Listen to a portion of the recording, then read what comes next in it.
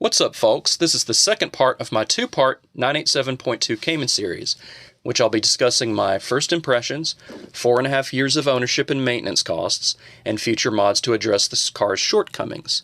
In the last video, I discussed the history, specs, and differences between the different versions and years of the 987. So if you're interested in that, check out my channel, and if you want to see more content about my Porsche Cayman or Acura RSX, feel free to subscribe to the channel. Why did I choose a Porsche Cayman S? I enjoyed driving my RSX around the track, but I felt I needed to spend a lot of money and do some radical things to the chassis and engine to reduce the weight and understeer while increasing the power. Since this is my daily driver, I wasn't ready to turn it into a dedicated track car just yet. I spent a lot of money on a partial engine swap and only lowered my lap time a second. Although I still needed to work on myself as a driver's mod and haven't tried a dedicated set of sticky track tires, I felt I was missing out on the rear-wheel drive experience. After listening and watching countless reviews on the internet, there was a perfect car which matched my sensibilities. I needed a lightweight, rear-wheel drive, manual, two-door, high-revving, naturally aspirated, attractive sports car under $50,000 from a manufacturer which I always admired and aspired to own. Bonus points if the car was unusually uncommon and mid-engine, so I can get a taste of what the exotic owners experience while keeping the car under that $50,000 budget. Toyota MR2s are cool, but are too old. A Lotus Elise is definitely unique, but are not practical enough. The Acura NSX seems perfect for a Honda guy like me, but is old like the MR2 and is not quite under budget anymore. I seriously considered an Alfa Romeo 4C, but those have not dropped under 50 grand as I'd hoped, and the stock suspension is unbalanced and unpredictable. They're also automatic and they're turbo. That leaves only one contender, the 987 Porsche Cayman. A Porsche Boxster fits the bill too, but these are more commonly seen around town than a Cayman, so the Cayman is more unique, more so for where I live, since trucks and SUVs are far more common than Porsches like the 911 Boxster or Cayman. The latest, highest performance version of the second generation of the 987, the Cayman S, was just under my budget. Plus, Porsche built some improvements into the second generation 987s to make it a better car on the track, like adding extra scavenge oil pumps to prevent oil starvation, and the new 9A1 engine doesn't have the IMS bearing issues of the previous generation 987s. I tried to get the holy grail of the 987s, the Cayman R, but these were and still are over $50,000 for a good example. So I began my search in the spring of 2017, and it only took 2 months of searching online car listings to find the perfect Cayman. There was a certified pre-owned 2012 Cayman S Black Edition with 37,000 miles being sold at a dealership in Texas for $46,000. I never heard of a Black Edition before, so I did some research. Porsche only made 500 of these worldwide. It has a lightweight Spider wheels, which is a very desirable and expensive option, and shares the same tuned engine as the Cayman R. Unfortunately, this, like my other car, is black too. Although black is my third favorite color, I was hoping to get something different this time. Regardless, this sounded too good to be true, so as a remote buyer, I arranged to get a PPI or pre-purchased inspection from an independent Porsche shop a few miles away from the dealership. These usually cost about $300, but is worth it if you're about to spend $45,000 on a mystery car, which also happens to be out of state. From what the mechanic can see, most of the car checked out, including an over-rev report search from the car's computer, which reported 0 incidents. They did find a slight curb rash on the underside of the rear bumper, which the dealer didn't see or divulge. I used this to negotiate the dealer down to $44,000, so the PPI was definitely worth the time and money spent. So, I visited my bank to wire the money for the down payment to the dealership and bought the car, having never seen it in person. All the paperwork was done digitally over the internet too, which made the whole process fairly painless. I didn't want to put any unnecessary miles on the car to bring it back home, so I hired a car transport company to bring the car to me. It was $400 to travel 700 miles on an open trailer transport, but I asked the broker if the driver can put the car in the middle or on the end of the trailer to prevent it from getting rock chips in the paint. My first impressions. It feels like a Honda, which happens to be built in Germany. The car was well maintained, so it has very little rattles and build quality is excellent. Even though Porsche is a luxury brand, the interior is okay to good in appearance and quality instead of excellent. But this isn't a luxury sedan, so I wasn't expecting the best. This is the last of the 987s equipped with hydraulic steering rack, so the steering feel is exquisite, or you could say Goldilocks. Not too heavy, not too light, it feels just right. Some car journalists say the 987 steering feels better than the electric steering rack of the following 981 generation. Since the car is mid-engine, so it rotates and corners like it's on rails, to quote a popular phrase, but it actually understeers at the limit, and there's a hint of body roll on the somewhat compliant stock McPherson suspension and struts. This is something I wasn't able to experience until I took the car on track years later.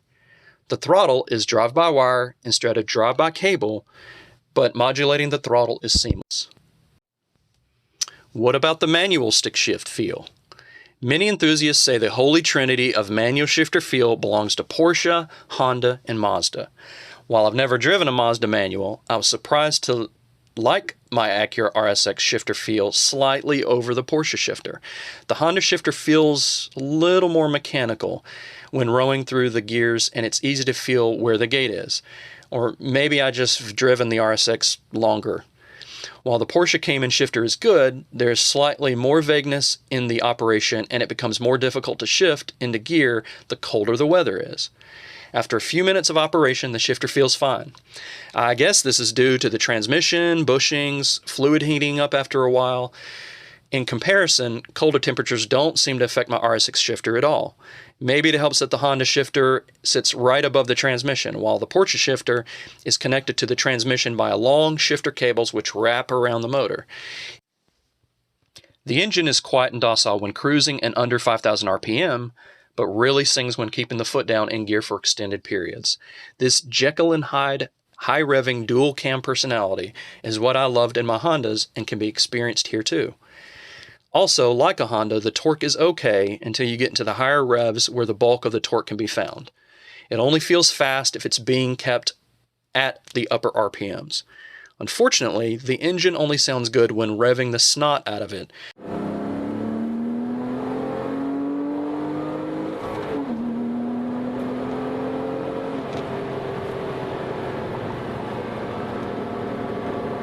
And Porsche keeps the noise down using a very compliant exhaust and muffler, which includes 4 catalytic converters. Porsche does offer a sport exhaust as an option, which I don't have, but it sounds marginally better in my opinion. Sound equals passion, and I feel this car is somewhat lacking in this category. But fortunately, several aftermarket companies offer better sounding exhausts as long as one can afford the price of Porsche mods. Using the manual 6-speed transmission, the gearing is long. Red line in second gear is reached at just under 70 miles per hour, and I never use fifth gear on small to mid-sized tracks. This long gear ratio is common to all Boxsters, Caymans, GT4s old and young.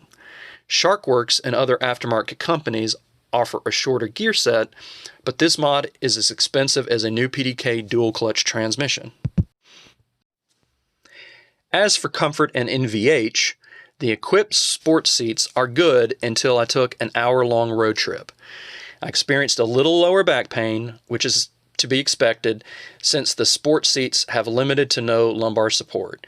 And I always position the chair back straight up instead of leaning back when I'm driving. I'm nearly 6-foot dude who weighs about 170 pounds, so your results may vary.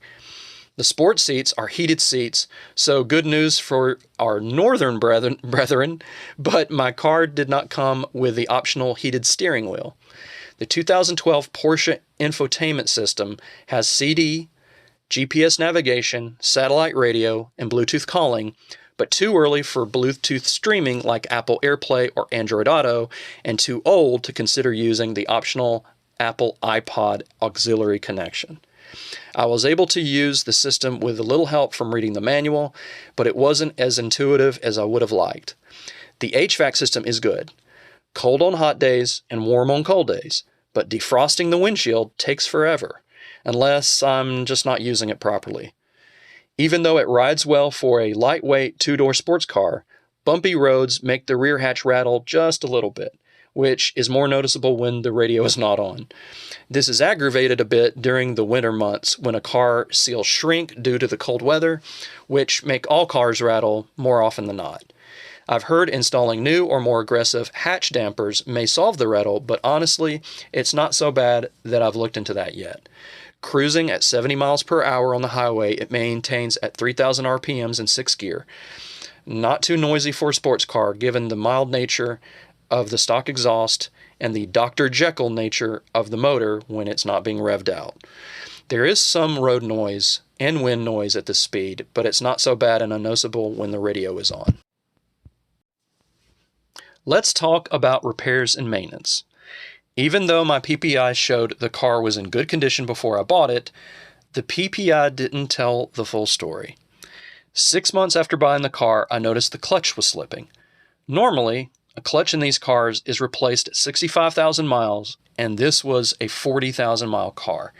So I suspect the previous owner either didn't know how to drive a manual transmission properly, or the car was driven in bumper-to-bumper traffic, which causes the driver to ride the clutch sometimes. Replacing the clutch also requires the optional, recommended, and expensive dual mass flywheel and other transmission components to be replaced too. My Porsche dealership wanted $3,800 for parts and labor. I did some research online to find the right parts, bought them myself, and paid an independent Porsche repair shop to install. Total cost to replace the clutch, parts and labor was $2,900, which included the $1,000 dual mass flywheel. This was $900 cheaper than the dealership, so the lesson here is try to buy the parts yourself and always get a set quote for the labor, especially if it's a Porsche. The next incident was unexpected to say the least. Even though I diligently researched the model for known defects before buying, there was one I missed. Everyone talks about how bad the IMS issue is in early 987s, but no one talks about the weak shift cables and or brackets. Unfortunately, I found this out the hard way when I tried to take the car to an impromptu track day event. After starting the car, I noticed the shifter was very difficult to put in gear until something popped and then the shifter went limp. At the time, I thought I broke the shifter, but after doing a quick search on some online forums, I discovered it was most likely a broken shift cable, brackets, or dislodged shift cable bracket.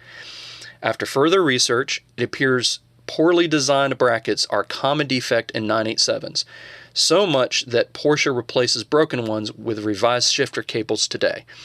Some owners have experienced this when shifting on the interstate, making it a very dangerous place to lose control of one's transmission. Fortunately, my shift cable bracket just popped off the transmission lever attached to the housing. So I was able to reattach the bracket to the transmission and I was able to shift into gear again. After learning of the defect, I decided to tow my Cayman to the local dealership where they replaced the shifter cable brackets free of charge using my certified pre-owned warranty. The next incident is quite embarrassing and more of a warning for current or future owners. My radio knobs had a great rubber feel to them when I first bought the car, but after time, heat cycles, or atmosphere, the knobs become sticky. This is also common with older Ferrari buttons and knobs too. I thought I could remove the knobs so they would be easier to clean. So I watched a YouTube video which demonstrated knobs from an early 987.1 car which can be easily removed by just grabbing them and pulling back. The buttons looked the same as my model, so I tried the same procedure and broke the knobs. Turns out, the second generation radio knobs are attached to the radio by screws instead of tension. These tiny screws can only be accessed if you first remove the knob face. After doing some research, I tried to open the radio in hopes of repairing the knob assembly myself, but inadvertently I broke something else, one of the electrical ribbon cables inside the radio. So this is a cautionary tale for those with a 987.2. Don't try to remove the radio knobs, and if you must, remove the cap first and unscrew them. On to ownership costs. A year ago, my TPS or tire pressure monitoring battery for one of my sensors finally expired. It's always a good idea to replace all 4 modules at once for consistency purposes, so I asked an independent shop to do the work. Porsche recommends changing these every 5 years. Fortunately, mine lasted almost 7 years. The mechanic recommended using generic sensors instead of OEM Porsche ones to save some money, so I replaced all TPS sensors, one for each wheel, for a total of $700 for parts and labor. As I mentioned before, my Cayman is a manual transmission, and a manual clutch should last about 65,000 miles on average, depending on the driver and use. To replace one with a recommended new flywheel can cost an owner between $2,800 and $4,000, depending on one's labor and part costs. Since I'm a more performance-oriented driver, I decided to replace my stock all-season Michelin Pilots with new Michelin 4S Sport summer tires after 3 years of ownership. These always get good reviews. They offer good grip, little road noise, are excellent in the wet, and while these aren't the stickiest tires, they provide decent grip and are predictable and consistent on the track. The Cayman has a staggered setup, which means the front tires are a different size than the rear. 235, 35, 19 in the front, and 265, 35, 19 size in the rear. At the time, replacing all 4 tires with Michelin 4S tires mounted and balanced cost me $1,200. Last year, I decided to take the car on track, and even though my stock brake pads were okay, I decided to upgrade to better performance street-focused pads. I could have chosen a more aggressive track compound, but those pads are made of more ferrous material which could damage painted wheels over time. So given the fact I have very good wheels, I decided to go with a street pad material. I've used Hawk brake pads before and liked the product, so I decided on the HPS type pads. Like most cars, the front brakes are larger than the rears. The Cayman S has 6 piston calipers in the front and 4 piston calipers in the rear. The total cost of replacing all 4 pads was around $500, and the labor, including the reconnecting the sensors for the brake pads, was around $400, for a total of $900 for the whole job. On a short note, the car has a 15-gallon fuel tank, and Porsche recommends premium unleaded fuel, so I use 93 octane available in my region in the United States. The car's computer can make adjustments if you only have 91 octane in your neck of the woods, but the highest octane available is recommended. Based on today's fuel prices in my area, filling up the gas tank can cost anywhere between $45 to $55. My direct fuel injected Cayman S gets anywhere between 19 to 23 miles to the gallon, so you can do the math to determine how much the car will cost you to drive on a daily basis. Now let's talk about maintenance. The Cayman S takes around 8 quarts of oil.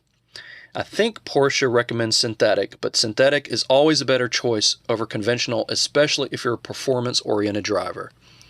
Porsche also recommends changing the oil every 5,000 miles or every year, whichever comes first.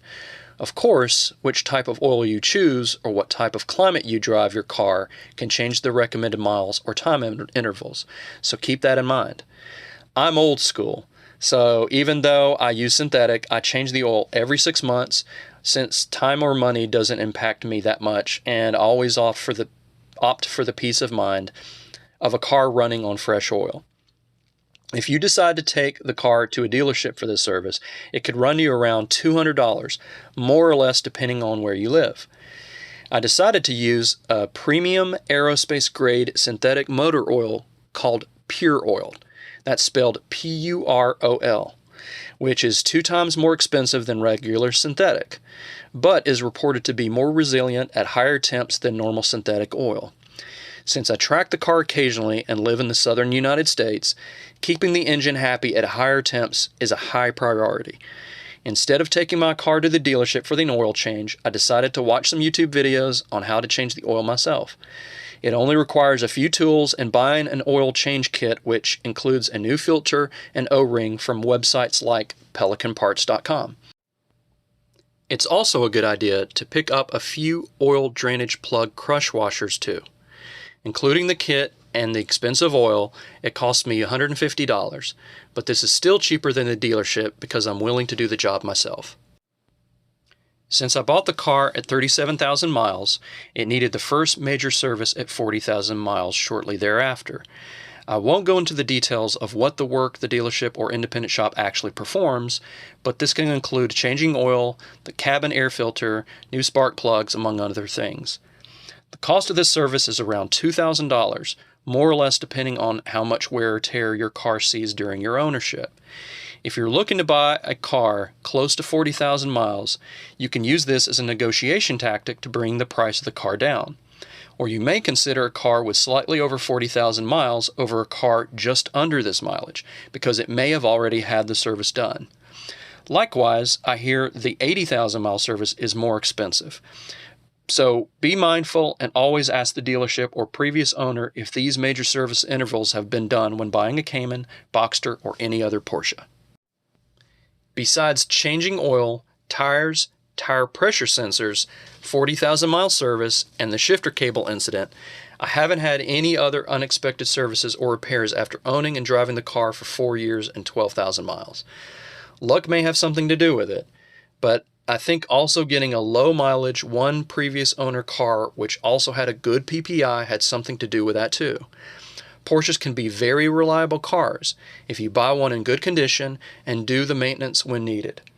If you're buying an early 987.1, consider getting the IMS corrected or ask if the work has been done.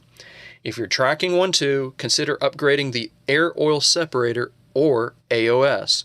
If you buy a 987.2 with a manual transmission, consider replacing the original shifter cables and bracket with a revised Porsche or aftermarket parts. So, what modifications have I done already? The southern United States can be a hot place to live, and I've seen the sun do damage to paint and the interior of cars if left outside for extended periods. To protect the leather and plastics in the interior, reduce the temperature during the summer months, and reduce glare, I installed 3M ceramic tint on all the windows. This is a UV protectant film, so it helps protect the leather, dash, and other surfaces from sun damage. I didn't choose the darkest tint, just the darkest tint I can install while not being illegal. Plus, there's the added bonus of making the car look better too. Since I broke my radio, I had to replace with a new one. I could have bought another radio to replace the old one for $1,200, but I decided to get something better, since the quality of the factory Bose system was good, but it wasn't as good as I wanted. I'm not brave enough to install myself, so I took the car to a local audio installer which recommended Audison brand speakers and amplifier. They had good experiences replacing German factory systems with this brand, so I took their advice. Luckily, I could reuse several of my speakers, including the Bose subwoofer, in the new system, so I didn't need to replace every speaker. I personally chose a Pioneer head unit because I've had good experiences owning their electronic products over the years. The new radio also gave me navigation and Bluetooth calling, which I had in the old radio, but added Bluetooth streaming, Apple CarPlay, and Android Auto too, which is a welcome perk for replacing my old broken radio. On the downside, the new radio doesn't talk with the rest of the car, so I can't get phone information displayed in my instrument panel or control the radio or navigation with the controls from the steering wheel. So what's next to be modified? As I mentioned before, I feel the Cayman needs a more aggressive exhaust note so I can hear that glorious flat six motor. So I'm foregoing the Porsche Sport exhaust for a slightly louder aftermarket one. Let's be honest. While we're in there, why don't we go ahead and upgrade the intake, plenum, throttle body, and headers too. I also need to retune the ECM to take advantage of those new parts to get the most horsepower. I did look into getting a twin turbo kit, but at $8,500, I slowly walked away. The 2,975 pound curb weight is too heavy for me, so I'm also replacing the stock battery with a lightweight lithium-ion battery from Anti-Gravity. This brand has been used in a few other Porsche builds with positive results. These batteries weigh between 15 and 25 pounds, which is more than 20 pounds lighter than the stock battery. I couldn't buy a Cayman R, so this is a cost-effective way I can reduce weight for a street-driven track car.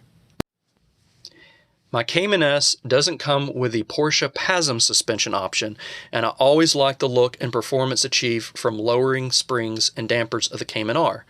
So I'll upgrade my stock suspension to an aftermarket two-way adjustable coilovers instead.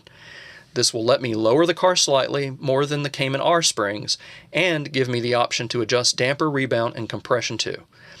There is also an added benefit of getting to dial in more negative camber, which will increase traction in the corners, and the lower suspension will optimize the car's aero slightly as well.